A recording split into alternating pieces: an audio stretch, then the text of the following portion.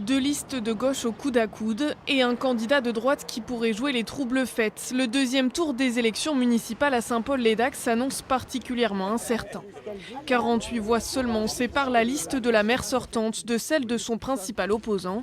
Et pour garder la courte avance dont il dispose, Cathy Delmont et ses colistiers font de leur bilan leur principal argument de campagne. Les services techniques ont fait effectivement un plan à piste cyclable. Oui. Mais moi je souhaite associer les citoyens qui font du vélo comme vous, les usagers. Évidemment que quand on est maire sortant, on s'appuie sur son bilan, parce que nous avions proposé en 2014 un programme que nous avons effectué à plus de 90%.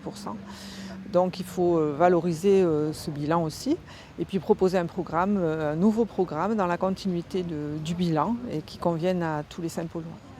Mais ce bilan ne fait pas l'unanimité, même au sein de son propre camp. En septembre dernier, Cathy Delmont a vu 9 de ses conseillers municipaux quitter le navire et rejoindre la liste du centre droit Jean Pétraud.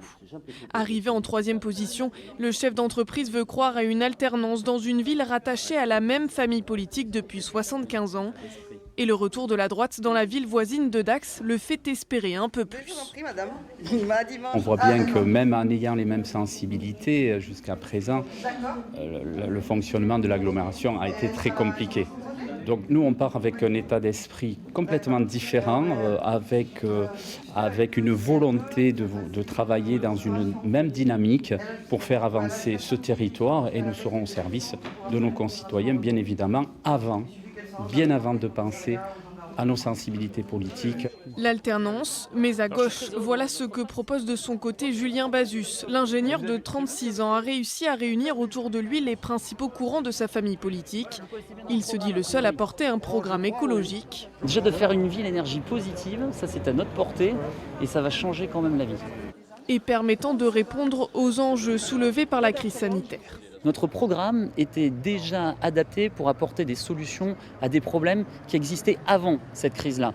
C'est pourquoi dès le mois de juillet, nous rétablirons une commission des affaires sociales qui sera en plus dotée des compétences de santé, de solidarité et de handicap. De même, dès le mois de juillet, nous installerons le groupe de travail pour traiter la pénurie médicale à Saint-Paul. Reste l'inconnu de la participation très faible au premier tour. Seuls 43% des Saint-Paulois s'étaient déplacés pour voter le 15 mars dernier, contre 64% en 2014.